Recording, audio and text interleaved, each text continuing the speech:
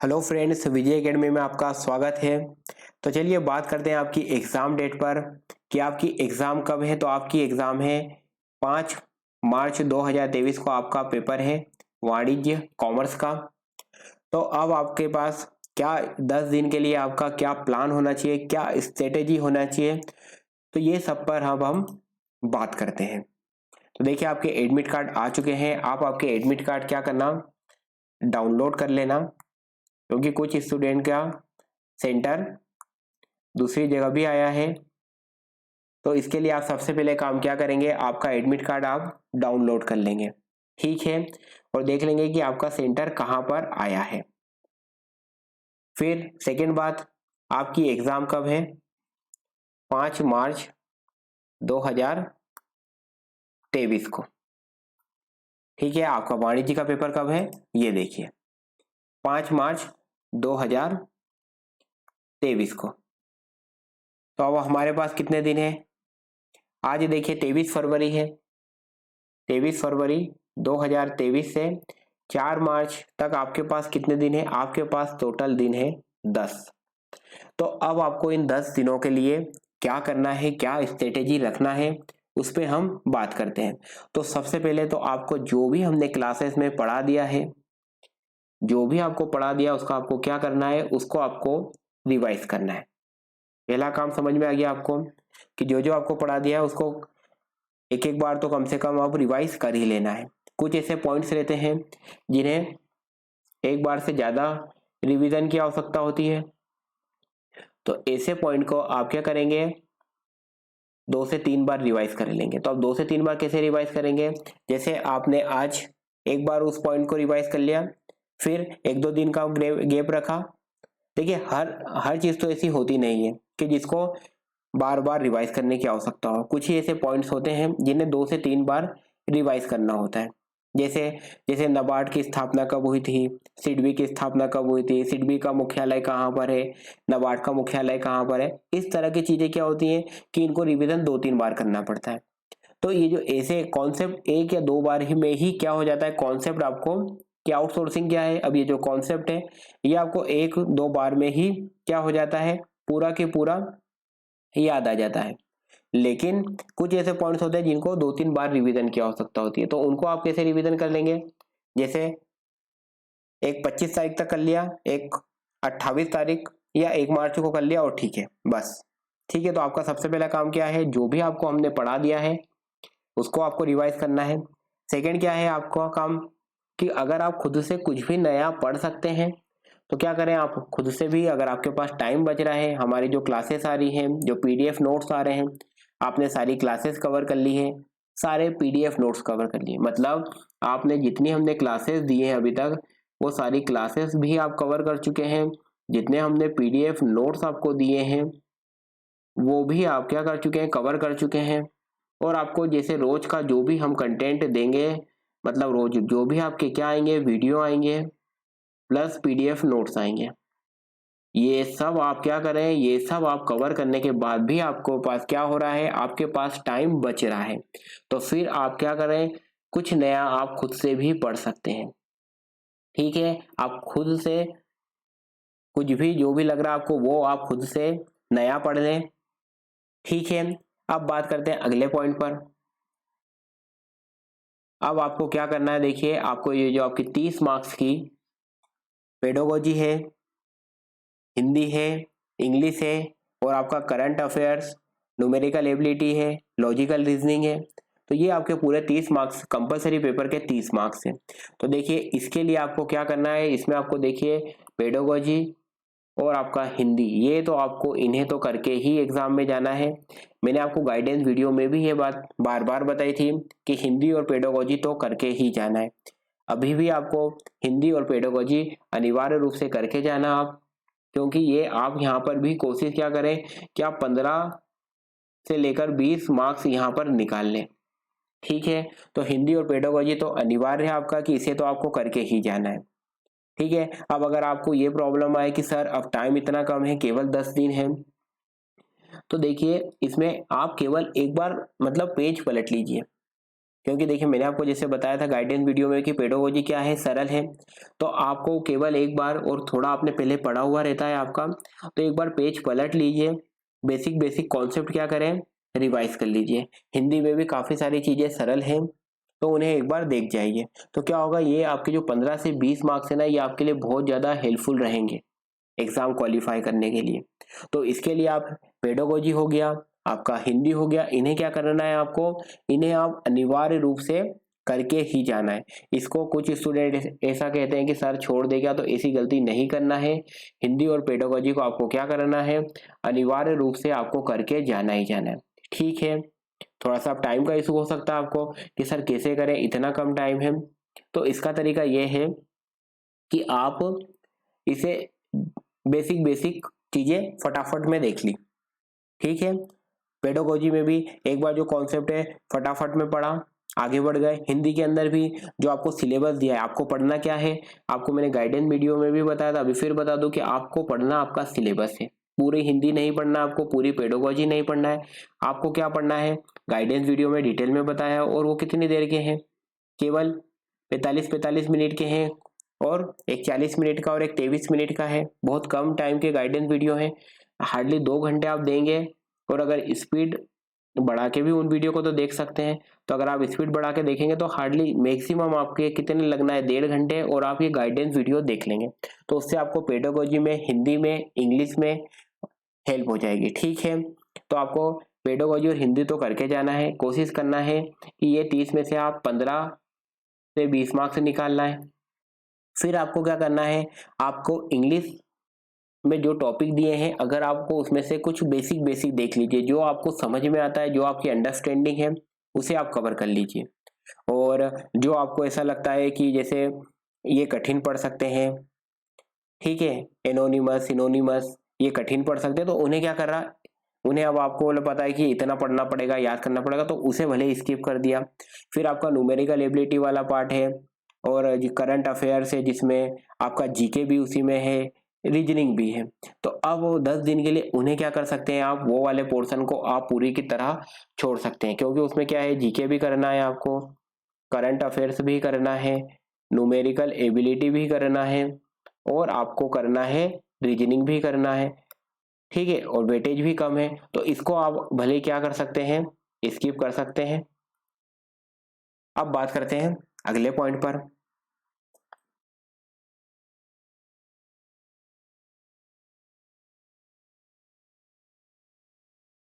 अब देखिए, बात रही सिलेबस की कि सर सिलेबस हो जाएगा कि नहीं, तो देखिए हम आपका पूरा सिलेबस कवर करवाएंगे। कैसा, पूरा की पूरा आपको सिलेबस कवर करवा के ही हम एग्जाम हॉल में भेजेंगे। ठीक है, ये हमारा आपसे कमिटमेंट है कि आपका पूरा सिलेबस हम कवर कराएंगे, जो जो आपके सिलेबस में दिया हुआ है। ठीक है, आपके कॉमर्स का जो आपका सिलेबस है, वो हम उसे 100% कवर कराएंगे। ठीक है, तो आपको सिलेबस के प्रति पूरी तरह से मतलब ये कॉन्फिडेंट रखना है, पूरी तरह से ये विश्वास रखना है कि हम आपका सिलेबस कैसे कराएंगे, पूरा 100% सिलेबस आपका कराएंगे। ठीक है, अब बात है कि सर फिर कैसे क्या करें हम, मतलब आप सिलेबस तो आप करा देंगे, कैसे मैनेज करना है हमें।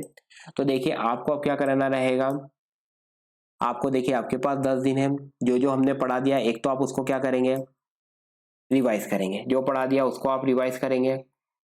कुछ नया आप, सारा आपने जितना हमने अभी तक क्लासेस दी हैं, पीडीएफ नोट्स दिए आपने, वो सब कवर कर लिया। उसके बाद भी आपके पास क्या बच रहा है, टाइम बच रहा है, तो आप खुद से भी कुछ नया क्या कर सकते हैं, पढ़ सकते हैं।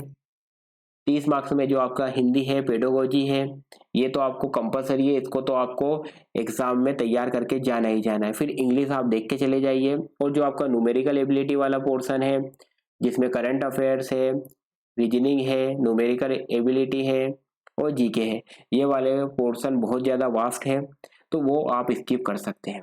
बात रही हमारे सिलेबस कराने की, तो हम आपका सिलेबस कैसे करा देंगे, 100% हम आपका सिलेबस कंप्लीट कराएंगे। तो अब आपको क्या करना रहेगा सिलेबस के लिए, तो देखिए आपके पास हम डेली क्या देते हैं, वीडियो आता है आपके पास, प्लस पीडीएफ नोट्स भी आता है। ठीक है, हम आपको डेली इसी तरह से क्लासेस देते हैं कि वीडियो आता है और पीडीएफ नोट्स आता है। तो अब आपको क्या करना है, ठीक है। आपको सबसे पहले तो आपको क्या करना है, वीडियो जरूर देख लेना। क्यों? क्योंकि वीडियो देखने से क्या हो जाता है, एक तो उसके अंदर हम आपको क्या करते हैं, पूरा समझा देते हैं। ठीक है, तो जो आपका नोट्स पढ़ने का टाइम है वो क्या होता है, कम हो जाता है, क्योंकि आपने पूरा समझ लिया है। ठीक है, फिर उसके अंदर कौन कौन से ऐसे पॉइंट हैं जो इम्पोर्टेंट है वो भी मैं आपको बताते चलता हूँ। तो इम्पोर्टेंट पॉइंट भी आपको पता चल जाते हैं। आपको एग्जाम में क्या रिवाइज करके जाना है वो भी मैं आपको बता देता हूँ उसमें ही, कि क्या ऐसी चीजें हैं जो आप एग्जाम में ही पढ़ के जाना है आपको। तो क्या हो जाता है, वीडियो देखने से आपकी एक तो समझ भी बन जाती है, आपको ये भी पता चल जाता है कि क्या क्या इंपॉर्टेंट है जिसपे एग्जाम में क्वेश्चन पूछा जा सकता है। मैं आपको ये भी बता देता हूँ कि कौन से ऐसे पॉइंट है जो आप एग्जाम में रिवाइज करके चले जाना है। तो इससे क्या हो जाता है, जो आपका पीडीएफ पढ़ने का, जो आप पीडीएफ नोट्स होते हैं इनको पढ़ने का टाइम क्या हो जाता है, इसमें फिर टाइम आपका लगता है कम। ठीक है, तो वीडियो देखने में टाइम लगा तो फिर नोट्स पढ़ने में आपका टाइम क्या हो जाता है, यहाँ पर आपका फिर नोट्स पढ़ने में वीडियो देख लिया तो वहां आपने टाइम लगा दिया, तो फिर पीडीएफ नोट्स पढ़ने का आपका टाइम यहाँ पर क्या होता है, आपका टाइम यहाँ पर सेव होता है। ठीक है, अब आप क्या करेंगे, वीडियो जो आया, वीडियो देख लिया, फिर आपको क्या करना है, आप अगर मोबाइल में वीडियो देखते हैं तो मोबाइल में ही आपको पीडीएफ नोट्स को पढ़ लेना है। ठीक है, क्यों? पीडीएफ नोट्स कहाँ पढ़ लेंगे, हाथों हाथ आपको वीडियो देता है, वीडियो आपको दिया जाता है, आपने वीडियो वॉच करा, उसके बाद आपने क्या करा, जो आपका मोबाइल में अगर आप देख रहे हैं तो मोबाइल में, पीसी में देख रहे हैं तो आप पीसी में पीडीएफ नोट्स को आपको पढ़ लेना है। ठीक है, अब आपको क्या करना है, प्रिंट आउट निकलाने बार बार नहीं जाना है। ठीक है, यह समझ में आया कि प्रिंट आउट के लिए बार बार आपको नहीं जाना है। क्यों? क्योंकि हमारे पास है 10 दिन। आप प्रिंट आउट निकलाने कब कब जाएंगे, आप एक बार चले जाना 25 फरवरी को और एक बार चले जाना 28 फरवरी को। ठीक है, अगर आपके फैमिली मेंबर को अगर आप भेज सकते हैं प्रिंट आउट निकलाने तो आप उन्हें भेज देना, और अगर आपकी फैमिली में ऐसा कोई नहीं है, आपको ही सब कुछ करना रहता है, तो आप चले जाना, थोड़ा घूमना फिरना भी हो जाएगा आपका। ठीक है, अगर फोटोकॉपी वाले भैया से आपकी पहचान है तो उनको कॉल करके बोल देना कि भैया ये मैं आपको प्रिंट आउट सेंड कर रहा हूँ या कर रही हूँ, आप इन्हें निकाल देना। ठीक है, क्यों? पर्पस क्या है, केवल 10 दिन की मेहनत है। मैक्सिमम हमें कितने दिन मेहनत करना है, 10 दिन। सारी चीजें कितने दिन मैनेज करना है, 10 डेज। ठीक है, अल्टीमेटली हमारा पर्पस क्या है, टाइम को सेव करना। ठीक है, तो जैसे भी हमारा टाइम सेव हो जाए हमको क्या करना है, टाइम बचाना है। तो ठीक है, आपको पूरी बातें क्लियर हो गई है, क्या करना है, 10 दिन है आपके पास, अभी भी 10 दिन है। जो आपको पढ़ा दिया है हमने उसे आपको क्या करना है, रिवाइज करना है। अगर आपने सारा पढ़ लिया है, सारी क्लासेस कवर कर लिए, सारे पीडीएफ नोट्स कवर कर लिए, उसके बाद भी आपके पास टाइम बचता है तो आप खुद से नया पढ़ लें। ठीक है, फिर बात आती है कि जो आपका कंपलसरी पेपर है उसका क्या करना है, उसे भी आपको पढ़कर जाना है। भले ही आप उसे क्या करें, एक ऊपर ऊपर पढ़ के चले जाएं, और जहां आपको लगता है कि ये टॉपिक्स मुझे रिवाइज करना रहेंगे तो वहां थोड़ा सा रिवाइज कर लीजिए, पर ये 30 मार्क्स को आपको करके ही जाना है। ठीक है, और हिंदी और पेडागोजी तो अनिवार्य है, इंग्लिश थोड़ा सा देख के चले जाना। और आप जो आपका न्यूमेरिकल एबिलिटी है, करंट अफेयर्स है, रीजनिंग है, जनरल नॉलेज है, इस वाले पोर्शन बहुत ज़्यादा वास्ट है तो उसे आप स्किप कर सकते हैं, हम आपका सिलेबस पूरा करवा देंगे। ठीक है, तो इसकी तरह ये हमारा आपको से कमिटमेंट है कि सिलेबस आपका हम 100% कराएंगे। फिर आपको क्या करना है, डेली बेस पे आपके पास आता है वीडियो और पीडीएफ नोट्स। वीडियो जैसे आया वीडियो को देख लेना है, आपको पीडीएफ नोट्स अपने मोबाइल में या पीसी में ही पढ़ लेना है, बार बार प्रिंट आउट निकलाने नहीं जाना है। आप प्रिंट आउट निकलाने कब चले जाएंगे, एक आप चले जाएंगे 25 फरवरी को और एक 28 फरवरी को। ठीक है, आप चले जाना, अगर आप किसी फैमिली मेंबर को भेज सकते हैं तो उसे भेज देना। ठीक है, आप अगर वो फोटोकॉपी वाले भैया से आपकी पहचान वगैरह हो तो उन्हें कॉल करके बोल देना कि आपको प्रिंट आउट में भेज रहा हूँ, निकाल देना। ठीक है, हमको क्या करना है, 10 दिन अपने टाइम को बहुत ज्यादा सेव करना है। ठीक है, अब अच्छी बातें क्या है, अच्छी बातें सबसे पहले तो ये है कि आपकी एग्जाम में नेगेटिव मार्किंग को क्या करा है, नेगेटिव मार्किंग को हटा दिया गया है, नेगेटिव मार्किंग को हटा दिया गया है। तो अब आपको ये जो आपका डर था कि सर नेगेटिव मार्किंग है, कैसे कैसे करना है, कैसे मैनेज करेंगे, तो अब आपका ये तो डर क्या हो गया है, खत्म हो गया है। ठीक है, तो अब आपको क्या करना है, जैसे आपको 150 प्रश्न पूछे जाएंगे तो 150 प्रश्न ही आपको क्या करना है, हल करना है। ठीक है, क्यों? क्योंकि आपको अब नेगेटिव मार्किंग आपकी एग्जाम में नहीं है, तो ये सबसे अच्छी बात है। सेकंड क्या है, अभी भी आपके पास 10 दिन है, कितने दिन है? 10 दिन है। अगर आप रोज 10 घंटे भी पढ़ोगे 10 दिन, तो अभी भी आपके पास कितने घंटे हैं? 100 घंटे अभी भी आप स्टडी कर सकते हो। ठीक है, 100 घंटे अभी भी आप क्या कर सकते हो? स्टडी कर सकते हो, क्योंकि अभी भी आपके पास कितने दिन है? 10 दिन है।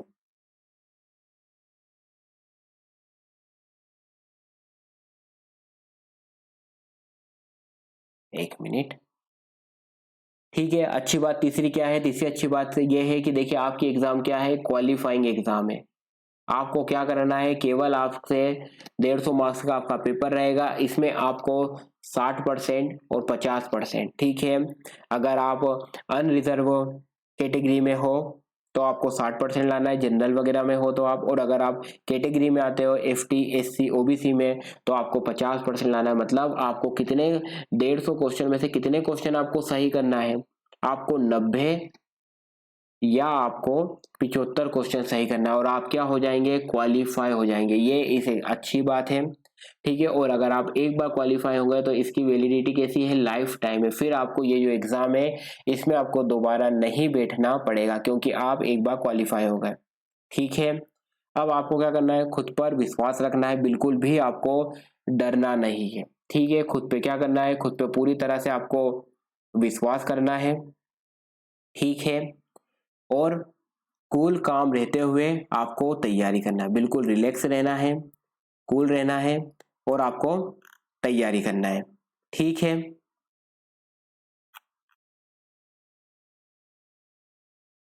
अब आपको और क्या करना है? सेल्फ मोटिवेटेड रहना है, ठीक है। जब भी आपको ऐसे नेगेटिविटी आए, डर लगे, आपको लगे कि अब 10 ही दिन तो है, तो इसको ऐसे नहीं देखना है कि 10 ही दिन है। आपको ये देखना है कि नहीं, अभी भी मेरे पास 100 घंटे हैं स्टडी करने के लिए। फिर जब एक दिन बीत जाए तो आपके पास 90 घंटे स्टडी के लिए बचेंगे, फिर 80 घंटे स्टडी के लिए बचेंगे, 70 घंटे स्टडी के लिए बचेंगे, 60 घंटे, 50 घंटे, 40 घंटे, इस तरह का आपको माइंडसेट रखना है, ठीक है। और आपको कैसे रहना है? सेल्फ मोटिवेटेड रहना है, आपको पॉजिटिव रहना है हमेशा, और अपने से बार बार क्या कहना है कि मैं ये कर सकता हूँ, मैं क्वालिफाइड हूँ, ठीक है। कि जो एग्जाम है मेरी MPTT वर्ग 1, मैं इसके लिए क्वालिफाइड हूँ और मैं ये कर सकता हूँ, ठीक है। पूरे पॉजिटिविटी के साथ रहना है, कूल काम रहना है, आपको रिलैक्स रहना है और मोटिवेटेड रहना है, ठीक है।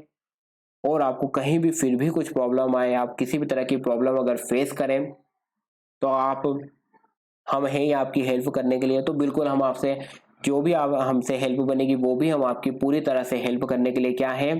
तैयार हैं। तो पूरी पॉजिटिविटी के साथ तैयारी करना है और पूरा की पूरा अपना फोकस कहाँ पर रखना है? इस 10 दिनों पे रखना है, कि अभी भी कितने दिन है? 10 दिन है, ठीक है। और यहाँ से भी 100 घंटे तैयारी करने के लिए मिल रहे हैं, ठीक है। अगर आपने देखा होगा कुछ क्लासेस होती हैं, और क्लास में क्या होता है, अगर आपने कभी इंग्लिश वगैरह सीखने गए होंगे, आप English course, English speaking course वगैरह, तो वो क्या होते हैं? 3 मंथ के होते हैं, 3 मंथ के होते हैं। और उसमें आपको डेली कितने घंटे की, 3 मंथ के कोर्स में कितने घंटे की डेली क्लासेस होती है? 1 घंटे की, ठीक है। तो मैक्सिमम आपको कितना पढ़ाएंगे? वो आपको 3 महीने में 90 घंटे। उसमें भी वो क्या हो जाता है, कभी संडे वगैरह की छुट्टियां रहती हैं, तो हार्डली वो मैक्सिमम कितना पढ़ाते हैं आपको? 60, 70, 75 घंटे, 80 घंटे। तो यहाँ तो आपके पास अभी भी कितना टाइम है? आपके पास है अभी भी 100 घंटे।